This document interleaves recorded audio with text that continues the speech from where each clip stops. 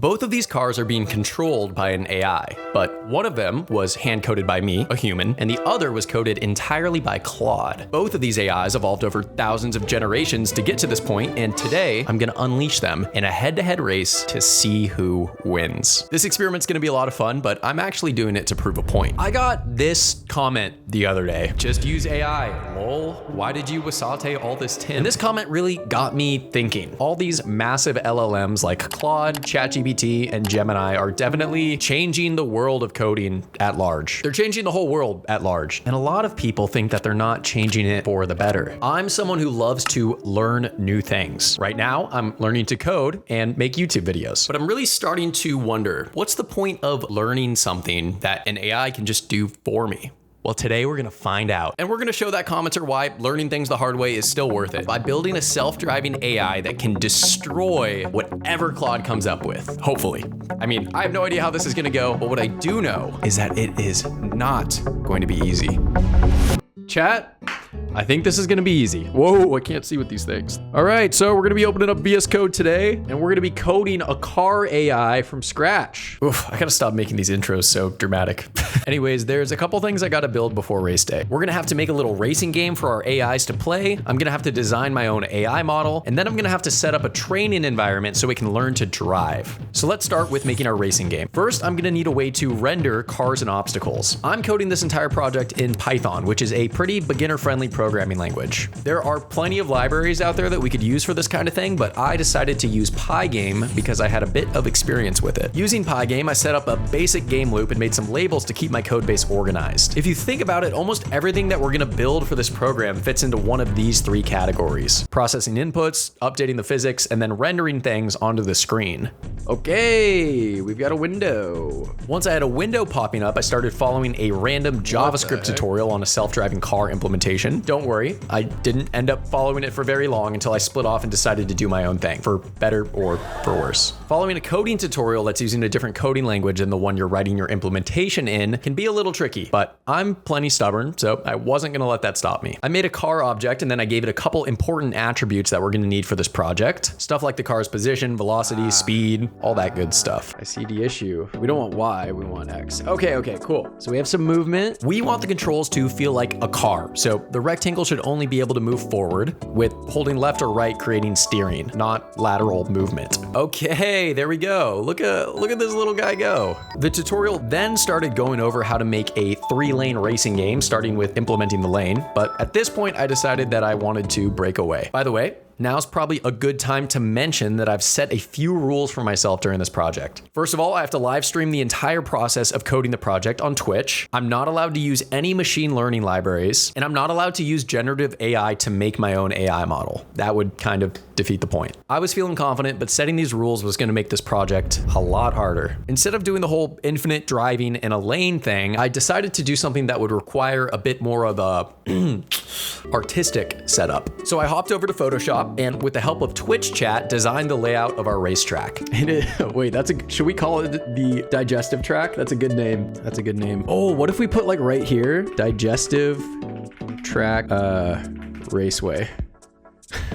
I ended up making a couple of these, and don't worry, the final track that the face-off is gonna happen on is gonna look way better. I added my track image into my game, and then I used one of Pygame's built-in functions to make a bounding hitbox that fits the exact shape of the track. And with that done, I had a whole little game on my hands. Oh, this is gonna be a hard track. If things stayed this easy, this project is gonna be a piece of cake. Yeah, this ended up being one of my biggest projects ever, including all the scripting and editing time. So if you're enjoying the video, it would mean the world to me if you would consider subscribing or hyping the video. It helps me out a lot. That's all. Thank you so much. Well, we'd better keep coding. Next, we're gonna need to invent intelligence from the ground up. Our self-driving AI is gonna need a lot of the same things that a human needs to learn things. Number 1, observations. Number 2, a brain. Number 3, the chance to evolve over thousands of generations with countless instances running in tandem, creating the perfect storm of an environment for the slow evolution of its DNA. Let's start with observations. I started by creating a method in the car object that takes the number of sensors you want as an argument. Then, using a bit of simple math that could have helped me hang the art in my apartment a little more evenly, I calculate what angles the sensors should point at. Next, I made a stepping method for the sensor that checks every pixel one step at a time in the direction that the sensor points and checks if it's ran into the track.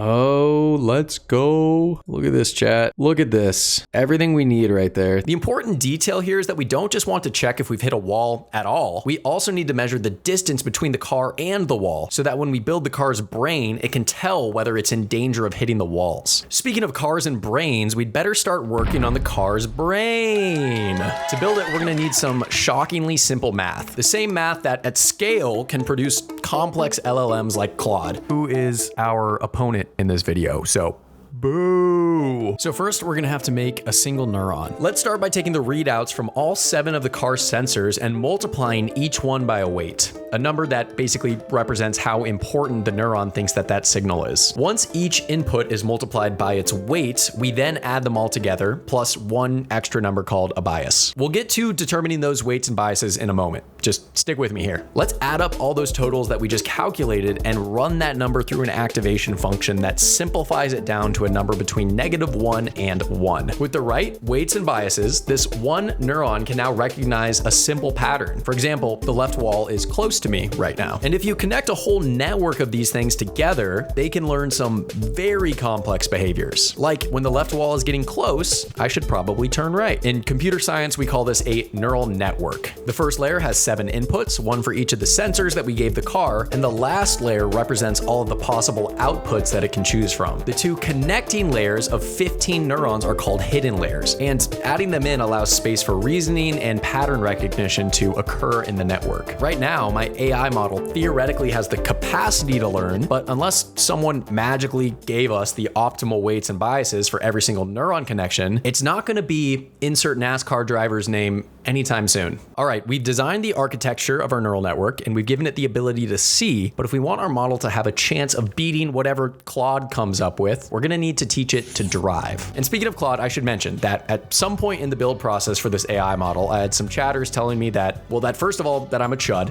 and second of all, that ChatGPT would probably make an AI that could beat mine. So I thought that the best way to prove them wrong would be to make an AI that could beat any of the frontier models, Gemini, ChatGPT, and Claude, all at the same time on one big racetrack. And if I'm not strong enough to pull out the W, then we'll at least find out which of these models is the best at coding, I guess. Hello, it's Luke, but from the future. And as I just mentioned, later in this video, I'm gonna merge a bunch of AI generated code into my code base. And can I just be honest with you? I didn't read the code. And that's one of the big problems with AI right now. There's more code being generated than ever before, and there's less code being actually read. But that's where the sponsor of this segment of the video, CodeRabbit, comes in. CodeRabbit is not an AI that writes code. It's a code review agent. You open a pull request, it reads the context of your code base, finds problems, and then for a lot of those problems, it offers you a one-click fix. Their new change stack makes reviewing PRs easier than ever before. It breaks the PR into groups of related changes, puts all the most important stuff first, and then gives you all sorts of summaries and diagrams right where you need them. You can fly through the whole thing with keyboard shortcuts and then submit the review back to GitHub without even leaving your browser tab. And the cool thing is that CodeRabbit even learns your coding style and adapts to it over time. So I've ran it on a pull request for this project, and check it out. It's giving me super useful summaries, explaining exactly what changes were made, and then even showing me potential risks with merging this PR. CodeRabbit is installed on over 3 million repos. It's used by over 100,000 open source projects, including Bun, and it's doing 2 million PR reviews every single week. So if you want to catch and fix issues in your code base faster, check out CodeRabbit.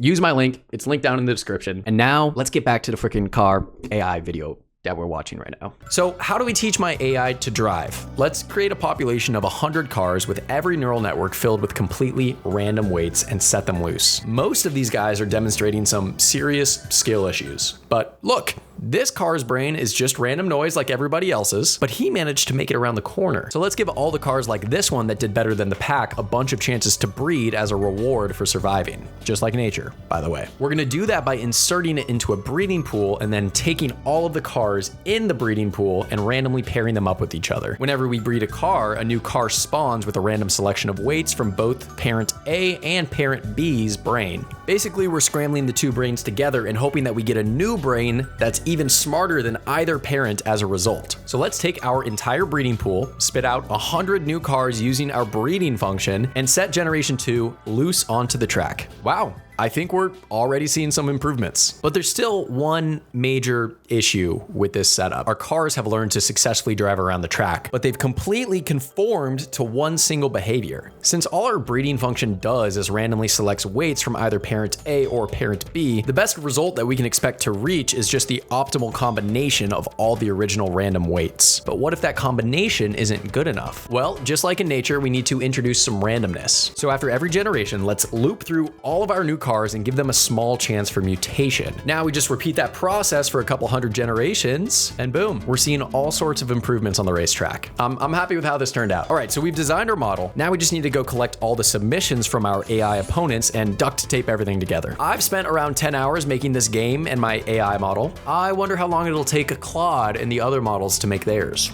All right, so we're here in ChatGPT. I've dropped in all the files, and I have this big prompt that basically tells it what to do. There is no AI in the repo. Your job is to build one, and it's entirely up to you how. The goal, make your cars learn to drive as fast as possible, generation over generation. So I'm giving it no specific instructions on like what kind of machine learning algorithm to implement. So we're gonna see what these guys come up with. So I'm gonna set ChatGPT loose, and hopefully we see it start to think here. All right, wow, it spit that out quickly. Okay, well, let's hang on to that for now, and let's go to Claude, and we're gonna do the same thing. With the same prompt, we're gonna set Claude loose. Then finally, we're gonna go to Gemini, paste our prompt, and set it loose. So I'm gonna let these guys come up with whatever they're gonna come up with, and then we will take a look. All right, now we just need to rig everybody together and set them loose on a training run. But first, let me introduce our contestants. In the red car, the only competitor here with a biological brain. It uses a TANH activation function, it's got 440 total parameters, and it has a secret weapon.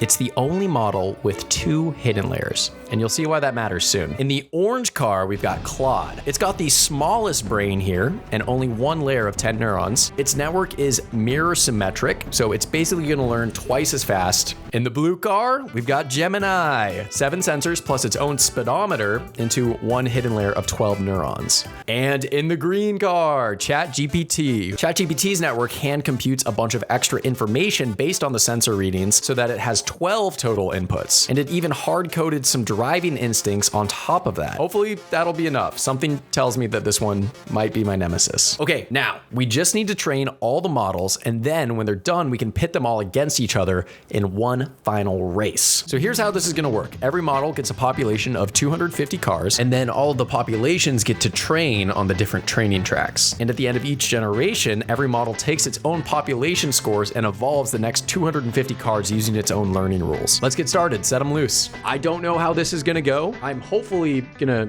catch a victory today, and my own car is gonna beat the clankers, but we will find out. So, red is one of my cars, and right now I'm in the lead. I'm not gonna lie. It's looking pretty good for me. I haven't seen this yet. I'm reacting live. This is actually a great start for me. Okay, Claude's taking the lead. So right out the gate, Claude was way ahead of the pack, like super far ahead, and it was not looking good for me. But I still had hope that my model would be able to catch up, because my model has one thing that the other ones do not. It has a second hidden layer, and more hidden layers means more room for reasoning than any of the other models. The trade-off is that it takes way more time to fine-tune all of the extra weights. So in other words, Claude learns faster, but I'm hoping that my model can learn more. At least that's the hope. Let's run this thing overnight and find out.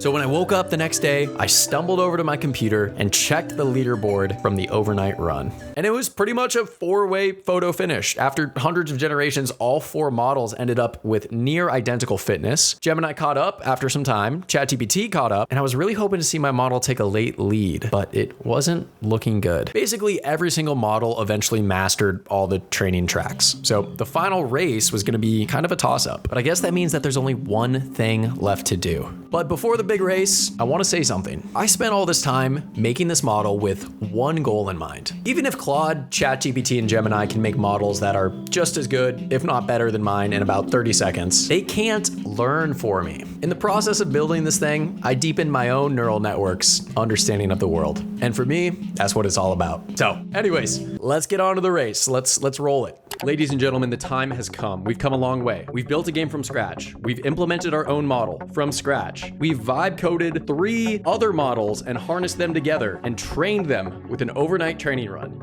And now there's only one thing left to do, and that's race. This is the final racetrack. This is the final gauntlet.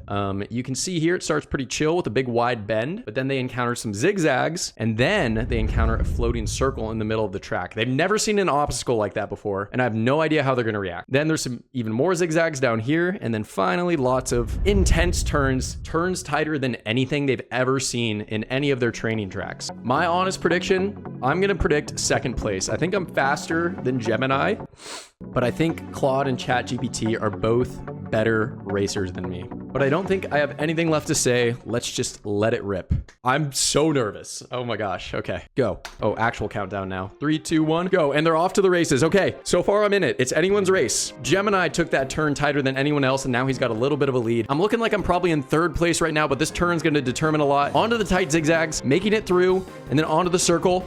Oh my gosh. Oh my gosh, oh my god, Claude and Gemini crashed. Now it's down to just me and ChatGPT onto the tight turns into the final section here. This is the hardest part of the track right now. And oh my god, ChatGPT crashed. I'm the only one left. That means if I could just finish these last couple turns right here. Oh, let's go. Yes. No way. Oh my god, no way. I won. Ladies and gentlemen, we've done it. Thank you to all of my channel members for supporting the channel, and thank you for watching. See you later.